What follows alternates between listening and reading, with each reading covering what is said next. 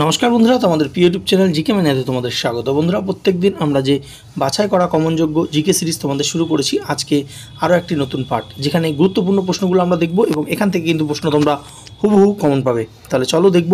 যারা নতুন দেখছো তোমাদের জন্য কিন্তু একটা প্লেলিস্ট বানিয়ে দিয়েছি। এর আগে অনেকগুলো ভিডিও হয়ে গেছে। এই প্রশ্নগুলো তোমরা যদি দেখে যাও পরীক্ষায় কিন্তু তোমরা মাস্ট কমন পাবে। তো মিলিয়ে নিও পরীক্ষার পর, ঠিক আছে? তো দেখো যে প্রথম প্রশ্নটা, কিতাবুল রাহেলা এটি কে লিখেছিলেন? খুবই গুরুত্বপূর্ণ প্রশ্ন এবং অনেকগুলো পরীক্ষা কিন্তু এটা জানতে চাওয়া হয়েছে। তো ইবন বতুতা, আল-বেরুনি, হাসাব নিজামি না আবুল ফজল? তো উত্তর কী হবে? উত্তর হবে অপশন এ, ইবন বতুতা। কিতাবুল রাহেলা লিখেছেন ইবন বতুতা। এখান থেকে দুটো প্রশ্ন আরও করা হয়, জেনে রাখো যে ইবন বতুতা কোন দেশ থেকে ভারতবর্ষে এসেছিলেন। সেটা কোন দেশ? সেটা হবে মরক্কো, ঠিক আছে? তো মাথায় রাখবে মরক্কো। আচ্ছা, নেক্সট হচ্ছে আরেকটা প্রশ্ন দেয় যে ইবন বতুতা কার সময় ভারতবর্ষে এসেছিলেন, ঠিক আছে? তো সেটা কি? মোহাম্মদ বিন তুগলক, ঠিক আছে? মোহাম্মদ বিন তুগলকের সময় কিন্তু তিনি ভারতবর্ষে এসেছিলেন, ঠিক আছে? পরবর্তী প্রশ্ন 2 নম্বর, যে সিধু কানু কোন বিদ্রোহের সঙ্গে যুক্ত ছিলেন? সাঁওতাল, চাকমা, খাসি না নীল? উত্তর কী হবে? উত্তর হবে অপশন এ, সাঁওতাল বিদ্রোহের সঙ্গে যুক্ত ছিলেন কিন্তু সিধু কানু, চাঁদ ও ভৈরব। এই নাম দুটো মাথায় রাখবে, কারণ ঘুরিয়ে ফিরে কিন্তু দিচ্ছে ভৈরব। এবং যে সাঁওতাল বিদ্রোহ কত সালে হয়েছিল? 1855 সালে, মাথায় রাখবে, ঠিক আছে? নেক্সট 3 নম্বর, দ্বৈত শাসন যে প্রবর্তককে? ডুপ্লে, হেস্টিংস, ক্লাইভ না কর্নওয়ালিস? তো লর্ড ক্লাইভ হচ্ছেন দ্বৈত শাসনের জনক। 1765 সালে তোমরা জানো কি হয়েছিল, যে দেওয়ানি লাভ করেছিল যে ব্রিটিশ ইস্ট ইন্ডিয়া কোম্পানি, ঠিক আছে? তো তারপর থেকেই কিন্তু এই দ্বৈত শাসন চালু করেছে, অর্থাৎ যে প্রকৃত শাসক ছিল হচ্ছে ইস্ট ইন্ডিয়া কোম্পানি, আর নামমাত্র শাসক কিন্তু বাংলার যে নবাবদের বসিয়ে রেখেছিল, ঠিক আছে? তো নেক্সট 4 নম্বর প্রশ্ন, যে চট্টগ্রাম পাহাড়তলি সাহেবদের ক্লাব আক্রমণের নেতা কে ছিলেন? প্রীতিলতা ওয়েদাদার, সূর্য সেন, অনন্ত সিং না লোকনাথ বল?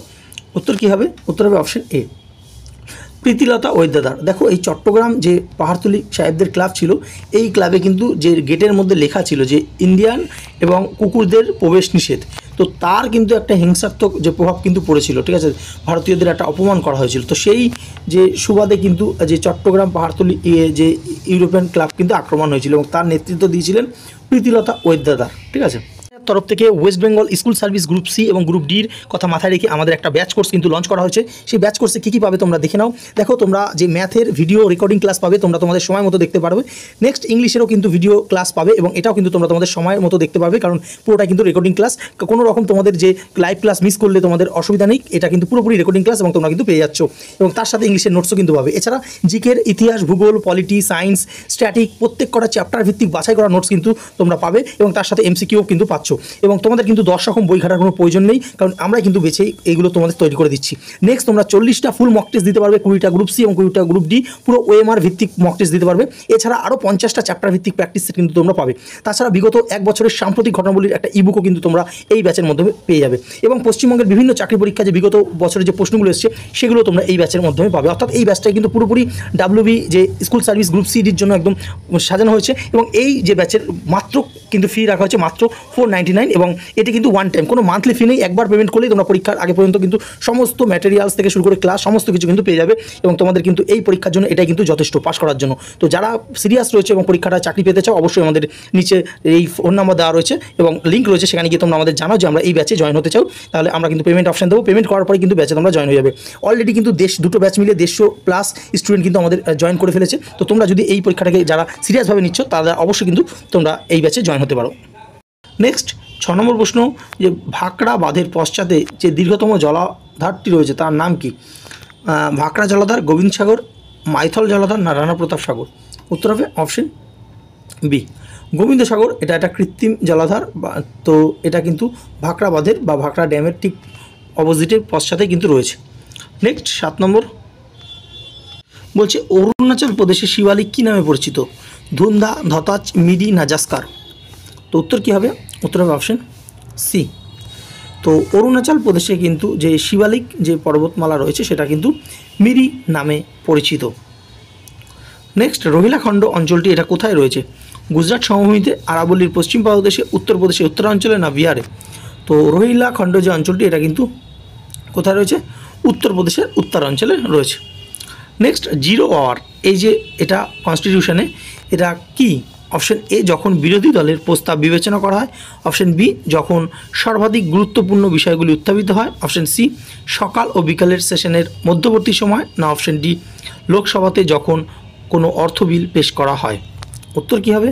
উত্তর হবে অপশন বি, যখন সর্বাধিক গুরুত্বপূর্ণ বিষয়গুলো উত্থাপিত করা হয় তখন তাকে কিন্তু 0 আওয়ার বলা হয়, বেলা 12টা থেকে কিন্তু এটা শুরু হয়। ঠিক আছে? তো নেক্সট, ভারতীয় সংবিধানের 22 নম্বর ধারাটি কাদের ক্ষেত্রে প্রযোজ্য নয়? মিত্রভাবাপন্ন বিদেশি, শত্রুভাবাপন্ন বিদেশি, মিত্র শত্রুভাবাপন্ন বিদেশি, না ভারতীয় নাগরিক? উত্তর কী হবে? উত্তর হবে অপশন বি, শত্রুভাবাপন্ন বিদেশিদের জন্য কিন্তু এই 22 নম্বর ধারাটা এটা কিন্তু প্রযোজ্য নয়।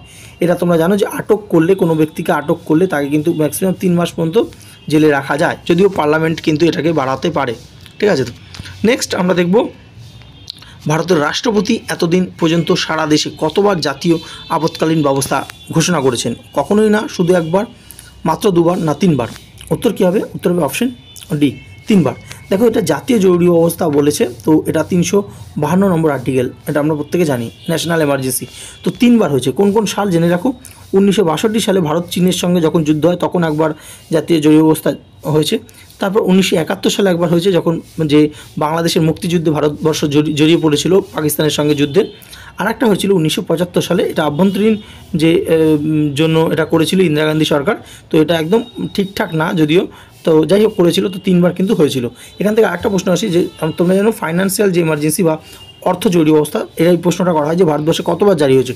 সেটা কিন্তু একবারও নয়, মানে কখনোই নয়। ঠিক আছে? তো মাথা রাখবে। নেক্সট 12 নম্বর, যে নিম্নোক্ত কর শুল্কগুলির মধ্যে কোনটি কেন্দ্রীয় সরকার আওতাভুক্ত নয়? ভূমি রাজস্ব, ব্যক্তিগত কর, কোম্পানি আয়কর, না বহিঃশুল্ক? তো উত্তর কী হবে? উত্তর হবে অপশন এ। দেখো, ভূমি রাজস্ব এটা স্টেট গভর্নমেন্টের আওতায় পড়ে, আর বাকি ব্যক্তিগত আয়কর, ইনকাম ট্যাক্স, কোম্পানি আয়কর, কর্পোরেট ট্যাক্স, বহিঃশুল্ক, এগুলো প্রত্যেকটা সেন্ট্রাল গভর্নমেন্ট নেয়। ঠিক আছে? তো নেক্সট, নির্মল গ্রাম পুরস্কার এটা কিসের সঙ্গে সম্পর্কিত? গ্রামীণ পানীয় জল, বনভূমি সম্প্রসারণ, প্রাথমিক শিক্ষা, না সম্পূর্ণ স্বাস্থ্য ও বিধান কর্মসূচি?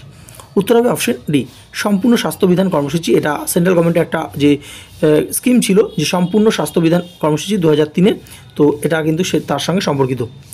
14 নম্বর প্রশ্ন, ভারতের সবথেকে পুরনো স্টক মার্কেট বা স্টক এক্সচেঞ্জ কোনটা? এনএসি, সিএসি, ওটিসিএল, না বিএসি? তো উত্তর কী হবে? উত্তর হবে অপশন ডি। এশিয়া তথা ভারতবর্ষের সবথেকে পুরনো স্টক এক্সচেঞ্জ হচ্ছে বোম্বে স্টক এক্সচেঞ্জ। এটা 1875 সালে কিন্তু মুম্বাইতে প্রতিষ্ঠা হয়েছিল। নেক্সট 15 নম্বর প্রশ্ন, যে খনিজ শিলার ভেতরে সবচেয়ে বেশি পরিমাণে আছে কোন উপাদান? অ্যালুমিনিয়াম, অক্সিজেন, হাইড্রোজেন, না সিলিকন? কী হবে? উত্তর হবে অপশন বি, অক্সিজেন। অক্সিজেনের পরিমাণ সবথেকে বেশি, প্রায় 46 কিন্তু থাকে, যা সিলিকন এবং অ্যালুমিনিয়ামের থেকে অনেকটাই বেশি। নেক্সট 16 নম্বর প্রশ্ন, যে রেল লাইনে ফিস প্লেট থাকে, এটি কী কাজে লাগে? উষ্ণতার কারণে রেল লাইন বেঁকে যাওয়া নিবারণ করে, ট্রেনের গতিবেগ নিয়ন্ত্রণ করে, দুটো রেলকে সংযুক্ত করে, না রেলকে সমদূরত্বে রাখে? তো কী হবে? এটা হচ্ছে দুটো রেল বা রেল লাইন যেটা তাকে কিন্তু সংযুক্ত করে হচ্ছে এই ফিস প্লেট। 17 নম্বর প্রশ্ন, যে নাইট্রোজেন এবং কার্বন মনোক্সাইড, নাইট্রোজেন এবং কার্বন মনোক্সাইড এইটা মিলে যে গ্যাসটা হয় তাকে কী নামে ডাকা হয়? Water gas, coal gas, producer gas, না প্রাকৃতিক গ্যাস? উত্তর কী হবে? উত্তর হবে অপশন সি, প্রডিউসার গ্যাস। এখানে তোমরা ওয়াটার গ্যাস দেখছো, এটা দিয়েও কিন্তু প্রশ্ন আসে। তো এটা জেনে রাখো যে যখন কার্বন মনোক্সাইড এবং হাইড্রোজেন গ্যাস এই দুটো মিলবে তখন তাকে বলা হয় ওয়াটার গ্যাস, আর নাইট্রোজেন এবং কার্বন মনোক্সাইড মিললে হয় প্রডিউসার গ্যাস। 18 নম্বর প্রশ্ন, সিক ম্যান বা অসুস্থ মানুষ, ইউরোপের অসুস্থ মানুষ কাকে বলা হয়? দিল্লি, মুম্বাই, তুরস্ক, না ঢাকা? তো উত্তর কী হবে? উত্তর হবে অপশন সি, তুরস্ক। তুরস্কের আগের যে নাম ছিল অটোম্যান এম্পায়ার, অটোম্যান এম্পায়ারের আন্ডারে ছিল, তো তাকে কিন্তু ইউরোপের সিক ম্যান বলা হয়, বর্তমানে তুরস্ক।